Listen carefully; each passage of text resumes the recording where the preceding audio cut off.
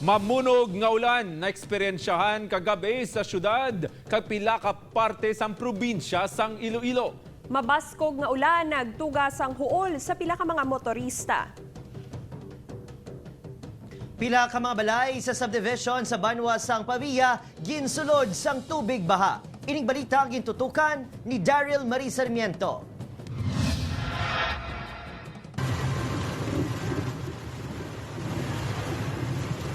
Pasado alas 5 kahapon sang nagbubo ang mabaskog nga ulan nga mas nagkusog pa pagkagabi na eksperyensyahan man ang pagpangilat kag pagpanaguob.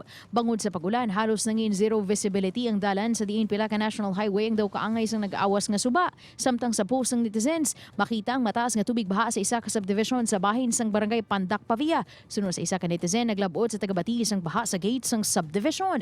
Sa isa pa ka post sang netizen, makitaan nga nagsulod pa ang tubig baha sa ila balay nga naglabot pa sa tuhod. Ginareklamo sang mga ini ang perwisyo nga dalas sang baha. Sunod sa isa pagikanetisen, pasado na alas 9 sang gabi sang nagsubside ang tubig. Gintingwaan sang news team nga makuha ang bahin sang developer kag sang engineer sang subdivision, apang nagpaiway ang mga ini nga mag-atubang sa kamera. Sunod sa pag-asa, wala sang bagyo kag ang pag-ulan ang dalalang sang localized thunderstorm. Why man kita sang weather disturbance kahapon sa park.